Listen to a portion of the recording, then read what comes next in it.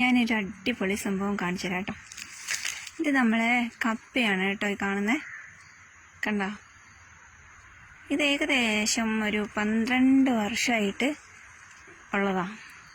അപ്പോൾ അത് പറഞ്ഞ പോലെ കുറച്ച് കഴിഞ്ഞാൽ കുഴിച്ചിട്ട് കപ്പയായി കഴിഞ്ഞാൽ അത് എടുക്കും. പിന്നെ വീണ്ടും അവിടെ തന്നെ കുത്തിവയ്ക്കും. ഒന്നും ചെയ്തില്ല, ഇതിൻ്റെ ഈ തടി ഒന്നും ചെയ്തില്ല, വെട്ടി ഒന്നും ചെയ്യാതെ ഇങ്ങനെ 12 വർഷമായിട്ട് ഏകദേശം എടുക്കുക, അവിടെ തന്നെ കുഴിച്ചിടുക. ഇങ്ങനെ ചെയ്തിട്ടുള്ളൊരു കപ്പയാണ് ഇത്. ഒരെണ്ണയുള്ളൂ കേട്ടോ ഇത്. എന്നിട്ട് ഇത് നോക്കിക്കോളെ, ഇത് നമ്മളെ മാവാണിത്.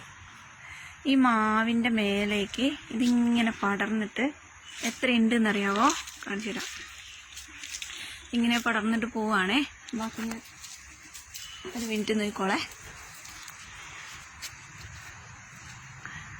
ഇതേ ഈ കപ്പ ഇങ്ങനെ മാവിൻ്റെ മേലേക്ക് പടർന്നത് ഇത്രയും പോകുന്നൊരു മാവായിട്ടത്.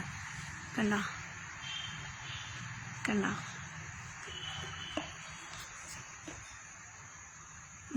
ഈ മാവിൻ്റെ മേലെ ഈ കാണുന്ന ഈ ഇലകൾ കണ്ടോ, ഇതെല്ലാം കപ്പേൻ്റെ ഇലയാട്ടാ.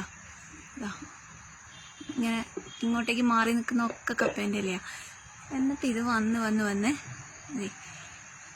അങ്ങനെ പോയി മാവിൻ്റെ ഒറ്റ മേലെ നമ്മുടെ തെങ്ങിൻ്റെ ഓലയിൽ അവിടെ മുട്ടി നിൽക്കുന്നുണ്ടോ? ആ മുട്ടി നിൽക്കുന്നത് ഒരു മിനിറ്റ് സൂം ചെയ്ത് നോക്കട്ടെ, കാണുമെന്ന്. കണ്ടോ, ഈ തെങ്ങിൻ്റെ ഓലയിൽ മുട്ടി നിൽക്കുന്നത് ഈ കാണുന്ന ഏറ്റവും മേലെ ലാസ്റ്റ് കാണുന്നത് ഈ കപ്പയുടെ ഇലകളാണ്. അപ്പോൾ ഒരു തെങ്ങിൻ്റെ ഹൈറ്റിലാണ് നമ്മുടെ ഈ കപ്പ വളർന്നിട്ടുള്ളത്. കണ്ടോ, കറക്റ്റ് കാണുന്നില്ലേ? ഏറ്റവും മേലെ മാവും കടർന്ന് നിൽക്കുന്നത് നമ്മുടെ കപ്പയാണ്. അടുത്ത ഇല, തെങ്ങിൻ്റെ അടുത്ത ഇലയും കൂടെ മുട്ടാനായിട്ടുണ്ട്. നമ്മുടെ 12 കൊല്ലത്തെ ഒരാശാനാണ് ഈ ഇരിക്കുന്നത്. ഇതിനെ വേണമെങ്കിൽ നമുക്ക് ഗിന്നസ് ബുക്കിലേക്കൊക്കെ കയറ്റാനുള്ള ഏകദേശം പ്രായവും വളർച്ചയൊക്കെ അതിനായിട്ടുണ്ട്. മാവ് കാണുന്നതിൽ കൂടുതൽ കപ്പേൻ്റെ ഇലകളാണ് കാണാറുള്ളത്. ഇതിങ്ങനെ വന്ന് ഇത്രയും എത്തിയിട്ടുണ്ട്. ഇത് ഇനി എങ്ങോട്ട് പോവും എന്നുള്ളത് നമുക്ക് നോക്കാം. നല്ലൊരു അടിപൊളി സംഭവമല്ലേ ഇത്? ഇവിടെയാണ് അതിൻ്റെ